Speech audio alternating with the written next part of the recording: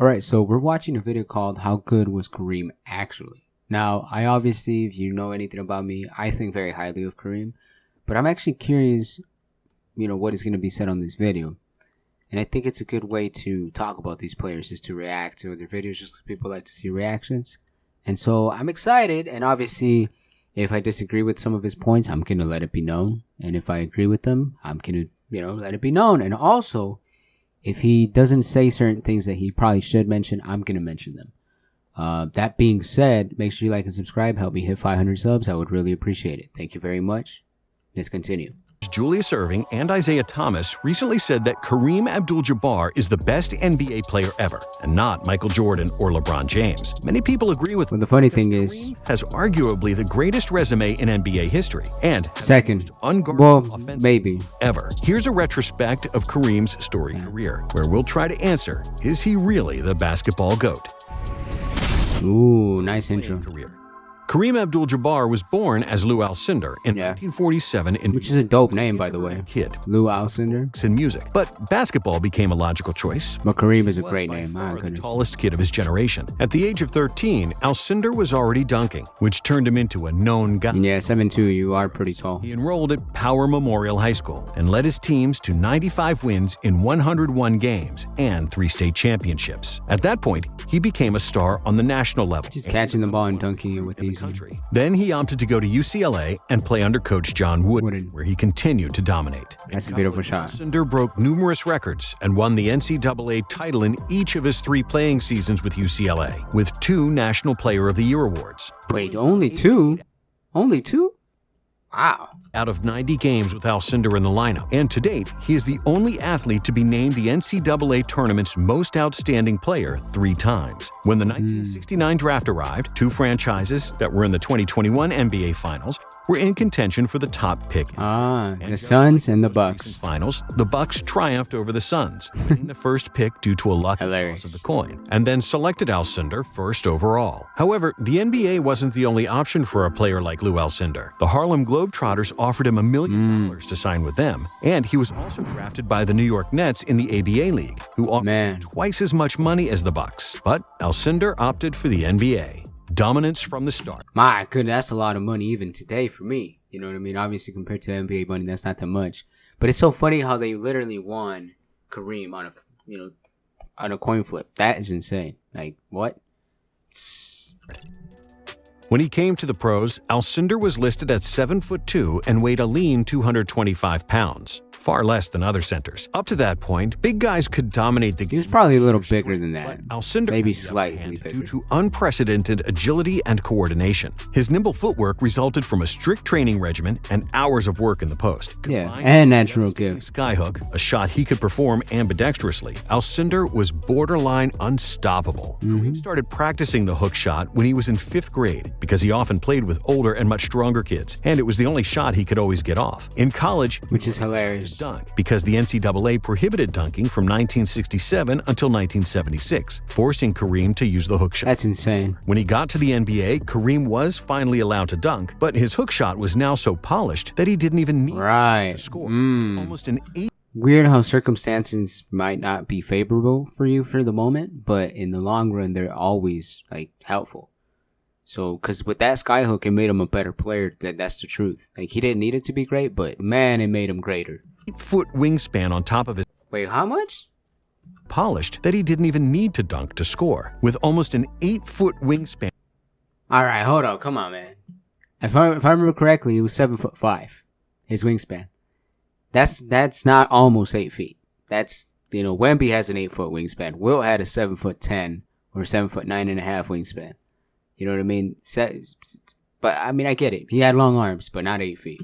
And on top of his 7'2" frame, Kareem's release point on his hook shots was so high that it looked like it dropped from the sky. And one game, and he had a nice little jumper. The skyhook. Other than Wilt Chamberlain, nobody ever blocked Kareem's skyhook, which made... Not true. Bunch of players did. I think 5 total. Kevin McHale, one of them. Nate Thurman, another. Artis Gilmore, Wilt, and I think Robert Parrish as well. So makes it arguably the most devastating offensive weapon in basketball. I don't think that's an argument. I think it's pretty clear. The year in 1970, and with an average of 28.8 points, he was the league's second top scorer and third best rebounder with 14.5 boards. The Bucks rose very from a impressive. 27-55 record in the previous season to 56-26, a 29-win improvement. In his second season, the Bucks added Oscar Robertson, who was at the back end of his prime. With Alcindor and Big O, Milwaukee won the league-leading 66 games, and which is amazing for a second-year player. With an average of 32 points and 16 rebounds. They crushed the opposition in the playoffs, going 12-2 overall and sweeping the Bullets in the finals. With that's pretty impressive. Finals MVP. After the finals, he officially changed his name to Kareem Abdul Jabbar, which means noble, powerful servant. The Bucks continue. Well, that brother had a powerful skyhook. I'll tell you that right now. That's a dope name for a basketball player too.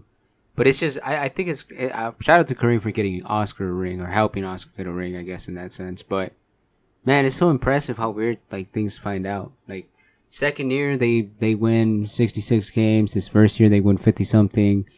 You know, I'm just like, wow. Like, that is incredible. That's like, I get it, he was a little older. But imagine Wemby would have came into the league and won, 45 games his rookie year.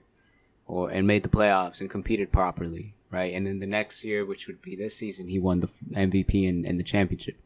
That is just mind-boggling. That's very hard to do. Continued to hammer through the regular. And by the way, that franchise had been in the league for like 3 years when it won its first championship. Which I don't know if it's actually correct, but I think that's the fastest a franchise has ever gotten a championship after joining the NBA.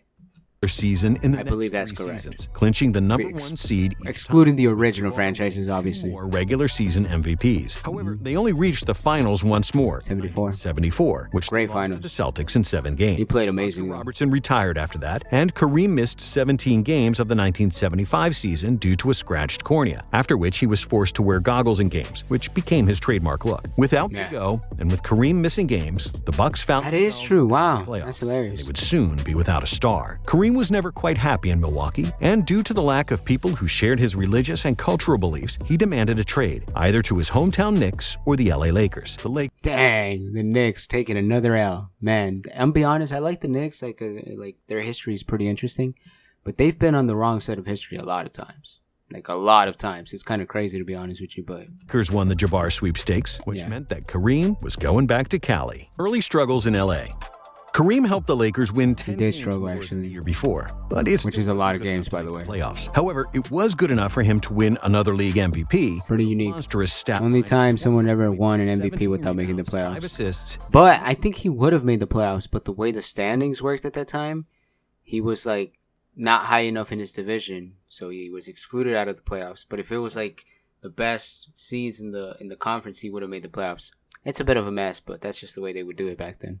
League leading 4 blocks per game. 5 assists is amazing. Kareem was named that's one of his best years ever. Player for the 5th time in 8 years, tying Bill Russell's record. But despite his individual brilliance, the Lakers didn't make it far in the playoffs. It wasn't until 1979 and the arrival of Magic Johnson that things finally fell into place. Rejuvenated, Kareem had 25 points and 11 rebounds on average and was named the MVP of the season. His record-breaking 6th MVP award, a record that's pretty darn good. Stands today. The Lakers finished. Honestly, that record might stand for a long time just because of voter fatigue, where in the 70s, one thing that benefited Kareem was there was really no other player or star that would get the votes like that, besides Bill Walton, but got hurt. So he would have probably taken a couple of those MVPs, or might have taken the one in 79 at least. But yeah, I don't think voter fatigue was a big issue with Kareem. And actually, I take it back. It might be, I think that's when, maybe I'm wrong, but I feel like that's when it changed from the players voting to the media voting. So it definitely got rid of player fatigue. So finished the regular season voting fatigue record in the conference and proceeded to their first NBA Finals since 1973. They collide with Dr. J and his Philadelphia 76ers. Look at that jump. Stacked finals match. Look at that dunk. Man, he got smacked in the face. The series was tied at 2 games apiece. And in the 5th game, Kareem proved that he's the best player in the world, even with just one good leg. Jabbar rolled his ankle badly in the 3rd quarter, and he came back limping in the 4th. But despite being badly hurt, Kareem poured in 14 points until the end, finishing with 40 points and 15 rebounds, and pushing the Lakers to a 3-2 series lead. He was honestly, that should have won him the Finals MVP. Because if he doesn't play through that injury, then Magic never has the opportunity. I mean, maybe he does, but like I doubt that Magic would be able to win back-to-back games against the Sixers. I just feel like that would have been a very difficult task. Honestly, I get why they gave it to Magic just because of the last game, but I wouldn't have minded if they gave it to Kareem, that Finals MVP. Was averaging 33 and 17 for the series, with almost 5 blocks. And it was a terrible loss for the Lakers when his ankle forced him out of Game 6. Kareem didn't even fly to Philly, hoping to heal for Game 7 on the home floor. But it turned out it wasn't necessary. Starting at center, Magic played the best game of his life, scoring 42 points and grabbing 15 rebounds. Amazing. The title for Shout out to Magic, man. Showtime Dynasty. By the time he won his first title with the Lakers... Dang. I mean, I don't know why it just clicked, but imagine that. You go from playing with the Lakers and missing the playoffs because, you know, you couldn't win enough games or you're struggling to compete just because you don't have the same type of help that others have. And then you get some kid named Magic Johnson who wins a game that you expected them to lose by having one of the best games in his career ever, that must have felt good for Kareem. He must have been like, dang. I made it. You know what I mean? Lakers in 1980. Jabbar was 33 years old. He had won He's still pretty darn good, though. 2 scoring titles and was a 4-time blocks leader. Great shot blocker. All-NBA and the all-defensive team every season. And up to that point, I don't know where I would rank him defensively all-time, though. 4.5 assists and 3.5 15 per game. But maybe all-time 15? I don't know. I would have to think about it. But for over a decade. But when everybody believed slow down a bit, Kareem continued. Well, there were some years where he might have not been, but was the thinning hair. Because on the court, Jabbar continued to dominate, averaging at least 20 points for the next 6 seasons. Well, I think as an offensive player, he definitely did not regress too badly. I think he stayed pretty... he had a smooth road throughout his career. Where he really did regress, though, was the defensive side and the rebounding side. It wasn't the same Kareem of old, but I guess, not everybody has the ability to carry their athleticism throughout their entire career, so he had to give up something, and I think he chose the focusing on the rebounding. I mean, he still got you rebounds, he still blocked shots, don't get it wrong, but could have technically done more. But then again, he was old, so remained in remarkable shape, and even in his late 30s, he was trim, muscular, and able to play over 30 minutes per game. That's true. Which the vast majority of players would already retire. Jabbar started practicing yoga and mixed martial arts. I'm be honest, that is one of the zestiest photos I've ever seen. I think he's just too big. It just looks something's wrong. Something looks wrong about it. And his hands, they don't look as big. He has like regular size hands. I guess for a 7-footer. In the late 70s to improve his flexibility, and he swears that it was the key reason for extending his career. During the 80s, Jabbar and the Lakers appeared in the finals every year except 1981 and 1986. So not every year. In the conference finals, led by Magic, Jabbar, and later James Worthy, and coached by the legendary Pat Riley. Los Angeles played the most attractive basketball in the world, and because they brought the show every night with flashy moves and swift pace, they got nicknamed the Showtime. The Lakers won another title in 1982, again defeating the 76ers. But Philly returned the favor next year with Moses Malone and his famous faux. Los Angeles. I will say that series really showed out how good Moses Malone was. He really outplayed Kareem. Like really outplayed Kareem. So I can't. And by the way, I think Moses had years where he could have been argued as the best player in the world in the 70s, especially late 70s. But I don't know about taking him over Kareem. But that playoff series in the 83 finals, Moses, he did the business. He gave Kareem the business. I'll say that.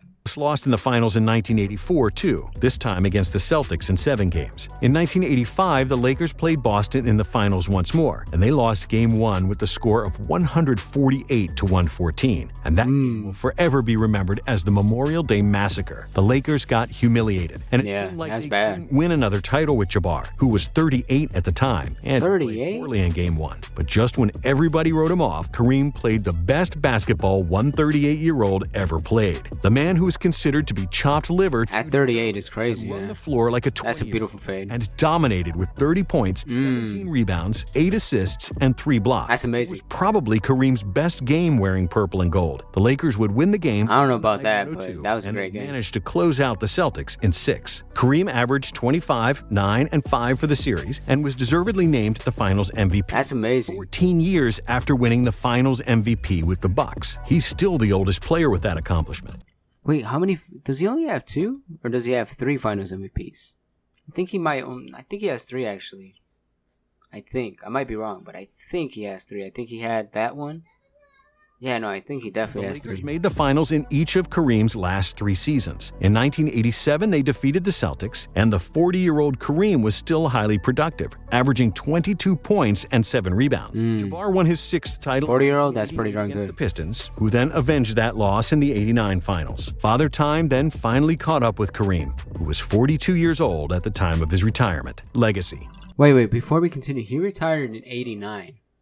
Technically, he should have retired in 88 on a win. But I think, well, from what I heard, a lot of people believe that the Pistons probably would have won in 88 if Isaiah Thomas didn't get hurt, if I remember correctly from what I had heard. And that last shot that Kareem made, which was like a hook shot where they called the foul, and I think that ended up winning the series for them.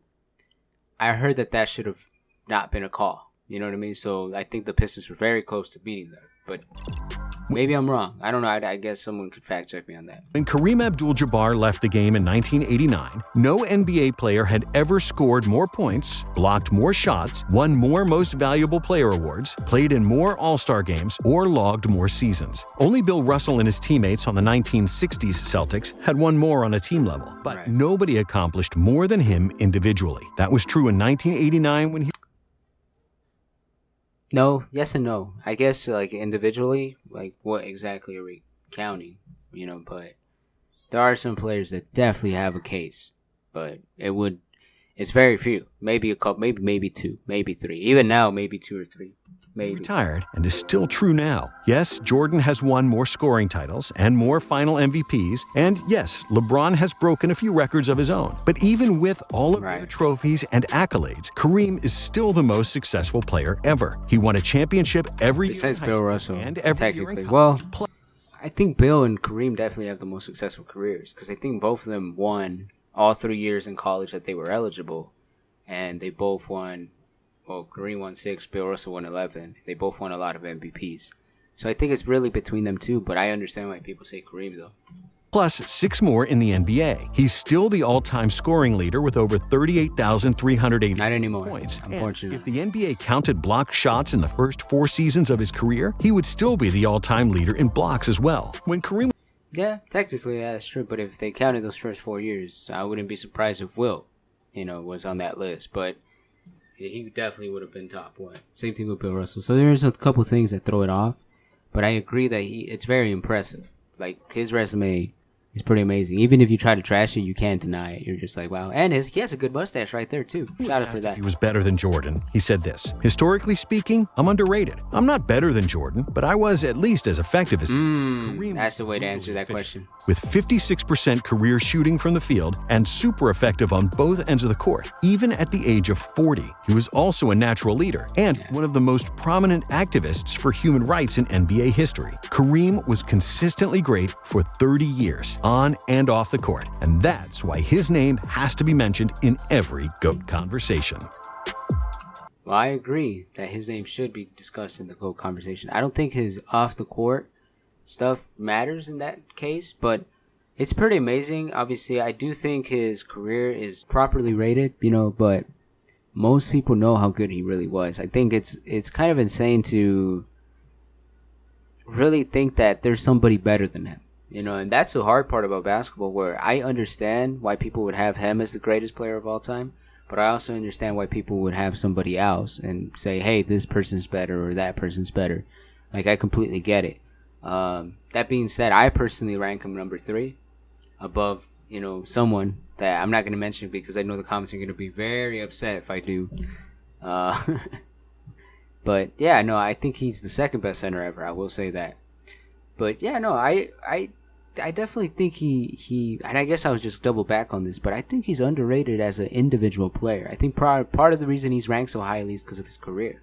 But just individually speaking, with his talent, his ability to impact the game through the on-court while he's on the court, is very underrated. I mean, he could do pretty much everything except, shoot threes. But I don't want him to shoot threes, you know what I mean? So, yeah, and he could shoot free throws too, unlike other centers, but... Yeah, well, anyways, I hope you guys enjoyed this little video. I hope it wasn't too long. I hope you guys learned something. God bless you. I hope you enjoyed this, and take care. Thank you very much.